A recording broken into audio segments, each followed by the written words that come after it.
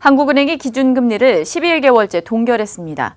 이번 금리 결정은 동결과 인상이 팽팽했었는데요.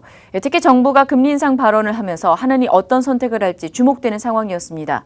정부의 압박에도 이 총재는 금리를 동결하면서 한은의 독립성을 보여줬는데요. 자세한 이야기는 경제팀 이순영 기자와 살펴보도록 하겠습니다.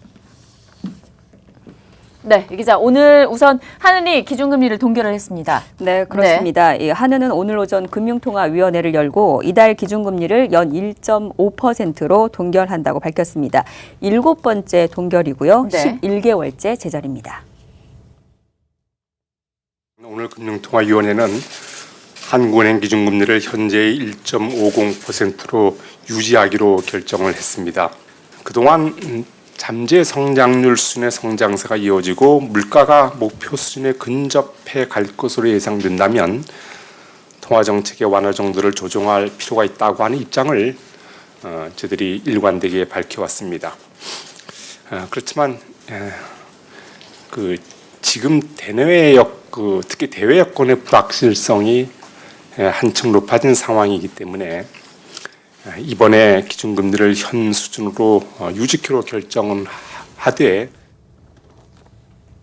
네, 이 총재는 향후에는 성장과 물가의 흐름을 면밀히 점검하면서 완화 정도의 조정 여부를 판단해 나갈 것이다 이렇게 밝혔는데요. 네. 주요 국가의 교역 요건이라던가 아니면 다른 중앙은행의 통화정책 변화, 또 신흥시장국의 금융, 경제 상황, 가계부채 증가세, 또 지정학적 리스크 등도 주의 깊게 살펴볼 것이다라고 설명했습니다. 네, 이번에 집값 난정책으로 금리 인상을 해야 된다라는 정부의 발언으로 인해서 한은이 정책 공조를 하지 않겠느냐라는 전망도 있었는데 금리 동결로 어떻게 보면 독립성 훼손 논란은 일단락될 것으로 좀 보여지고 있습니다. 네, 아무래도 이번 금리 결정까지 좀 많이 고민이 있었을 것으로 좀 추측이 됩니다. 수출은 호조세를 보이고 있지만 고용 지표 악화 등 경제 지표가 악화를 그리고 있는 상황에서 경제 여건을 감안하느냐 아니면 집값 상승의 주범으로 몰리고 있는 상황에서 모든 책임을 떠안지 않기 위해서 정부와 정책 공조를 해 나가느냐 고심이 깊었을 것으로 보이는데요.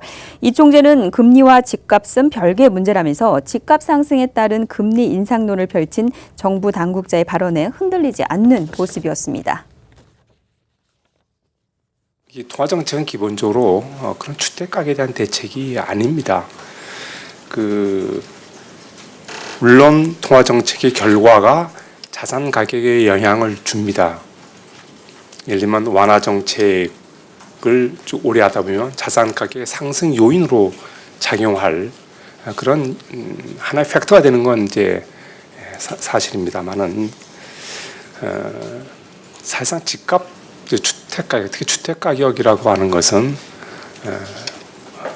금리도 물론 영향을 주겠지만 금리 이외에 여러 가지 요인이 그야말로 복합적으로 작용을 하고 있다 이렇게 말씀을 드립니다. 금리와 주택가격의 과거의 관계를 한번 이렇게 추적해 보면 금리를 오히려 올릴 때 주택가격이 계속 오르는, 그러니까 금리 인상을 하더라도 주택가격이 오르는 경우도 많았고 오히려 금리를 내렸음에도 주택가격이 같이 하락하는.